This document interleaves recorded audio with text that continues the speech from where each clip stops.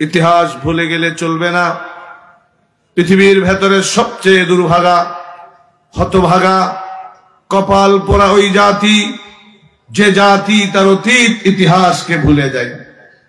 আমার আপনার বাড়ি স্বাধীন সার্বভৌম বাংলার জমিনে, এই দক্ষিণাঞ্চল খুলনার এই লবণচলাতে না হয়ে যদি ওই ভারতের অযোধ্যায় হতো, যেখানে আমার বোনের স্তন কেটে যুবকেরা ফুটবল খেলেছিল, আমার মায়ের পেট কেটে জীবন্ত সন্তানকে গলা টিপে হত্যা করেছিল, তাকিয়ে দেখুন সুদূর ফিলিস্তিনে।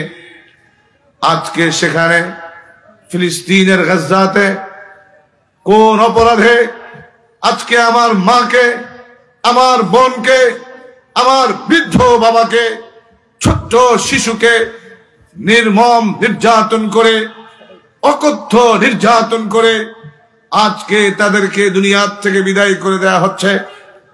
বেশি দূরে যেতে হবে না, পার্শ্ববর্তী দেশ ভারতের দিকে লক্ষ্য করুন। সেখানে মুসলমানেরা নামাজ পড়তে যাচ্ছে, আর তাদের পেটুয়া বাহিনী পুলিশ নামাজরত মুসল্লিকে বুট জুতা দিয়ে লাথি মারতেছে। আজকের দৃশ্য আরো করুন। আজকে দেখলাম ভারতের এক এলাকাতে হাজার হাজার নারী পুরুষ ক্রন্দন করছে, মুসলমানরা তাদের চোখের পানি দিয়ে বুক ভাসাচ্ছে। সম্মুখ পানে বুলডোজার দিয়ে আল্লাহর ঘর মসজিদকে শহীদ করা হচ্ছে। ও খুলনার মুসলমানেরা, বাংলাদেশের মুসলমানেরা, এখনো কি জাগবে না?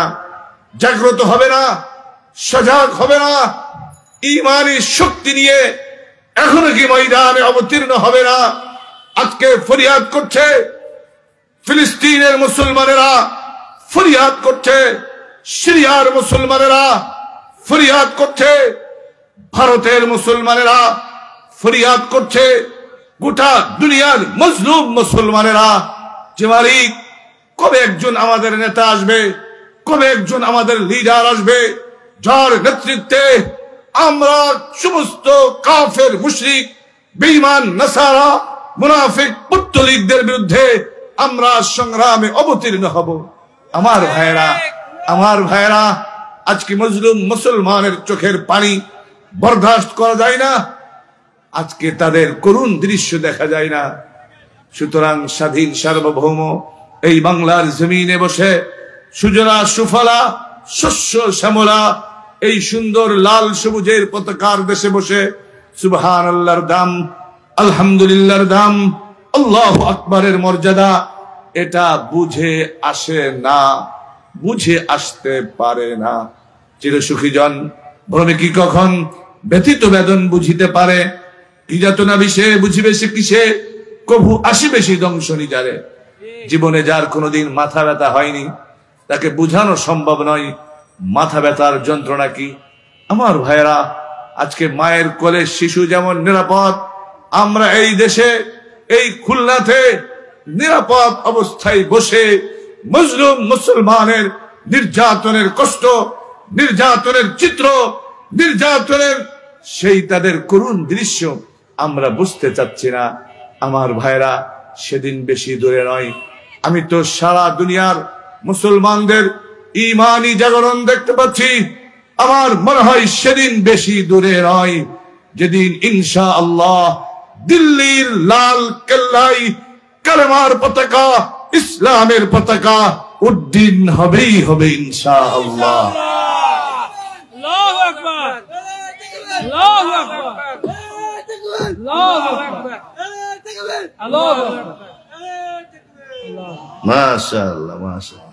এই তাকবীরের শক্তি আছে না নাই? আছে। আরো আস্তে কোন আছে না নাই? মনে আছে ভারতের মুস্কানের কথা? একজন মুসলিম বোন, সে তার ঈমানি শক্তি দিয়ে সমস্ত কাফের মুশরিকদের মোকাবেলায় সে যখন উচ্চ কণ্ঠে এই তাকবীর ধ্বনি দিল, সমস্ত পত্তলিকেরা, কাফের মুনাফিকরা, ইহুদি নাসারারা, বেঈমানেরা তারা রাস্তা ছাড়তে সেদিন বাধ্য হয়েছিল। আমার ভাইয়েরা, আজকে আমরা বুঝতে চাই না যে ঈমানের দাম কত, ঈমানের মূল্য কত। সাহাবায়ে কেরাম বুঝতেন, এজন্য তারা পিতামাতার চেয়ে, স্ত্রীর চেয়ে, সন্তানের চেয়ে, এমনকি জীবনের চেয়ে তারা তাদের ঈমানকে বেশি মহব্বত করত।